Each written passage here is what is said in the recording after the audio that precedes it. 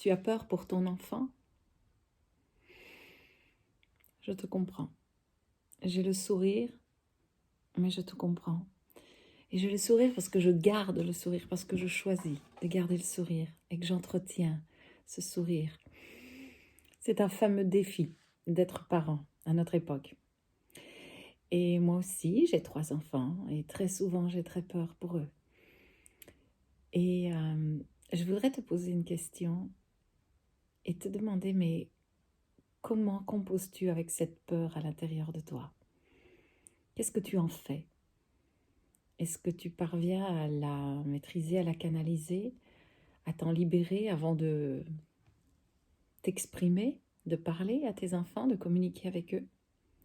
Ou alors te laisses-tu fréquemment posséder par cette peur qui se transforme en colère, en détresse, en agressivité parfois, en menace, en directive très oppressante pour lui et du coup pour toi aussi? Réfléchis-y. Je t'invite vraiment à partager ta réponse si tu le souhaites. Tu peux le faire aussi en message privé. Je sais à quel point c'est vraiment un sujet extrêmement difficile à appréhender. Alors tu sais que dans chacune de mes petites vidéos, si tu m'écoutes, tu me suis régulièrement, je tente toujours de donner des pistes, des outils, quelques moyens déjà, indépendamment du fait de venir spécifiquement pour soi, parce que c'est vrai que quand on a un fonctionnement qui est vraiment ancré depuis très longtemps dans notre façon de faire, il n'est pas forcément évident de le changer. Et c'est plutôt souvent l'inverse, à force d'être saturé, d'en rajouter au fur et à mesure que des épreuves, des contrariétés viennent s'amasser dans nos vies et se présenter à nous les unes derrière les autres. On va plutôt avoir tendance à accumuler du stress et accumuler de la peur et à en avoir par-dessus la tête. Et très souvent, on se laisse plutôt posséder par nos réactions que de les choisir et d'en faire des actions bienveillantes. Alors, avant de pouvoir te donner un peu des pistes, j'aimerais juste attirer l'attention sur le fait de conscientiser le fait que très souvent, nous projetons nos peurs sur les autres. Nous projetons en émettant les souhaits ou nos demandes aux autres, on ne les dissocie pas de nos peurs et de la projection de nos peurs. Donc, par exemple, je voudrais que mon enfant s'habille chaudement pour sortir. Je lui dis 25 fois. J'ai, entre guillemets, peur qu'il tombe malade. J'ai peur de ne pas être une bonne mère. J'ai peur de ce que vont dire les voisins s'ils voient mon fils sortir sans manteau quand il fait -4.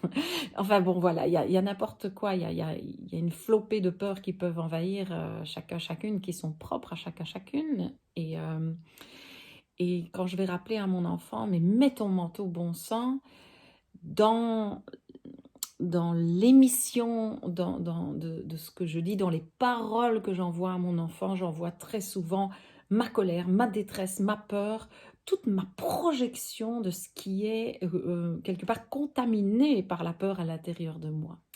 Et on connaît tellement peu cette notion de vibration qu'il y a dans tout. En fait, tout ce qu'on peut exprimer émet une vibration. Donc, je peux très bien trouver une solution, un moyen de m'exprimer et peut-être de faire la même demande, peut-être de mettre en mots ma peur, ou alors l'importance plutôt que ma peur, dire ben voilà, pour moi c'est important pour telle et telle raison. J'aimerais que tu t'habilles chaudement pour ne pas prendre froid parce que j'aime et je souhaite de tout mon cœur que tu restes en bonne santé, surtout par une période hivernale. Bon, on va le dire avec des mots d'enfant, moi je le dis avec des mots de grand, mais voilà, on va le dire à son enfant avec des mots qui lui sont accessibles. Lui dire aussi, écoute, voilà, j'ai envie aussi d'être une bonne maman et de penser à toi. Toi, tu ne vas peut-être pas ressentir que tu vas avoir froid parce que là, tu es en forme, tu es plein d'énergie. Quand on est plein d'énergie, on a bien chaud, mais tout d'un coup, le froid va agir quand même. Donc, j'aimerais vraiment que tu saches que j'ai une expérience aussi qui se veut bienveillante pour toi. Donc, je souhaite vraiment que tu t'habilles chaudement ou que tu prennes avec toi de quoi t'habiller chaudement. C'est important pour moi. Et puis, bon, ben voilà, moi je suis parfois un petit peu gênée. Il y a plein d'autres parents, plein d'autres mamans, plein d'autres papas. Et tout le monde n'est pas toujours très gentil quand on fait les choses différemment. Et ça c'est difficile pour moi. Donc voilà, tu sais, si tu prends ton manteau, bah, toutes ces choses-là, ce sera plus doux pour moi. Alors voilà, je prends un exemple parce que un exemple, ça parle souvent mieux que la théorie, évidemment, parce que ça, ce sont des petites expériences qu'on rencontre tous au quotidien, hein. Je pourrais prendre des exemples avec 10 millions de choses, évidemment. Mais ce que je veux vraiment exprimer ici, c'est que l'enfant subit une énorme pression quand il reçoit la projection de la peur, de votre peur, parce qu'en fait, vous avez beaucoup de pouvoir sur lui. Un enfant donne plus de pouvoir à ses parents. Et ce pouvoir que vous avez sur lui, si en plus il est animé de vos projections de peur ou de colère, lui, il les reçoit vraiment avec une très très grande violence à l'intérieur de lui. Et quand il vous écoute lui dire ce que vous avez à lui dire, il n'entend pas le contenu de ce que vous lui dites. Il entend votre colère. Il perçoit votre langage corporel, en fait, nos attitudes, notre regard, nos yeux en colère, notre mouvement vers l'avant. Et l'enfant va réagir d'abord à la manifestation corporelle avant d'entendre les mots. Et vous serez concentré sur les mots que vous lui dites sans faire attention à votre langage corporel.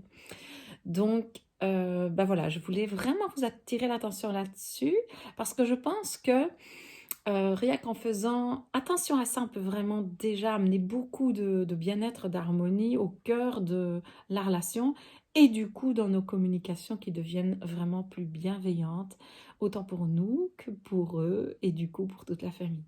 Ça demande évidemment de choisir, d'en prendre la responsabilité, de prendre un temps pour soi, pour pouvoir mettre en mots, définir avec des mots ce que je ressens, ce que je choisis de dire à l'enfant, ce que je choisis de ne pas lui dire, pour me respecter, pour le respecter en fonction de son âge, évidemment, hein. On ne parle pas d'un enfant de 3 ans comme un enfant de 10 ans, comme un enfant de 15 ans.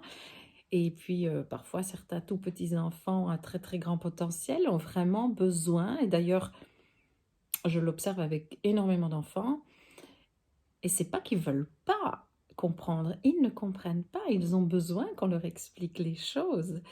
Et le propre de l'apprentissage, ce qui est leur cas, parce qu'ils sont là, ils apprennent la vie, eh bien, ils ont besoin de la répétition.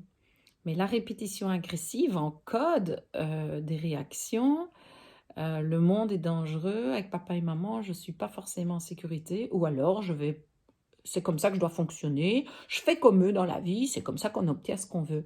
Et là, on peut avoir un mouvement récurrent d'agressivité qui se prolonge euh, après à l'école et souvent la générer sans en être conscient du tout. Et ça, c'est vraiment dommage. Et je pense que c'est vraiment un grand cadeau merveilleux de pouvoir le conscientiser et changer son mode opératoire. Alors, bah oui, communiquer, ça s'apprend. Nous l'a pas appris. Nous aussi, on a été un petit enfant, un adolescent, un jeune homme, une jeune femme, et puis un homme, une femme, sur lequel on a projeté beaucoup de choses. On a reçu de l'agressivité. Et très souvent, on se dit, bah puisque j'ai vécu ça, bah tant pis, moi je fais pareil. Et moi, je me suis positionnée par rapport à ça. Parce que je me suis dit, mais ce n'est pas qui je suis.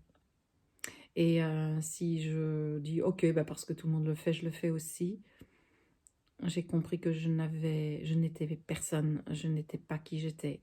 Je ne pouvais pas m'assumer, me définir tel que je choisissais d'être pour être la meilleure version de moi-même, la meilleure version de la fille que je suis, de l'enfant que je suis, de la mère que je suis, de la compagne, de l'amie que je suis.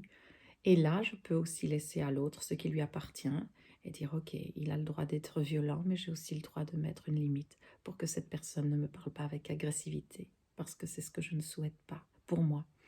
Et si ça arrive, et si moi, de temps en temps, je m'emporte ou je me laisse posséder par ma colère, ce qui arrive encore occasionnellement, je comprends tout à fait que l'autre mette la limite, qu'il puisse raccrocher le téléphone, s'en aller, dire bon, on en reparlera plus tard ou pas. Voilà, je pense vraiment que cette limite remise en place génère enfin des relations possibles, des relations harmonieuses qui amènent à une communication. Et à une communication de plus en plus authentique, c'est-à-dire chacun va se sentir en sécurité d'être soi-même, d'exprimer ce qu'il ressent, ce qu'il vit, ce qu'il vient de vivre, parce qu'il se saura écouter et parce qu'il saura que lui doit apprendre à prendre l'entière responsabilité de la façon dont il s'exprime et que la façon dont l'autre s'exprime lui appartient. Et là, c'est terminé d'accuser l'autre de son comportement. Il ne s'agit pas d'accuser, il s'agit juste de responsabiliser pour pouvoir grandir ensemble. Voilà, je vous souhaite une superbe fin de journée parce que ici c'est le soir aujourd'hui. Maintenant, si vous m'écoutez le matin, joyeuse journée à vous. Je vous embrasse, je vous souhaite le meilleur.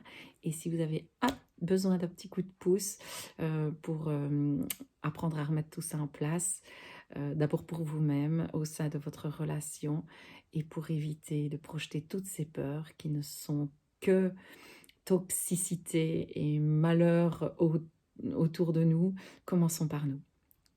Et vous pouvez faire appel à moi si vous le souhaitez. Je vous embrasse.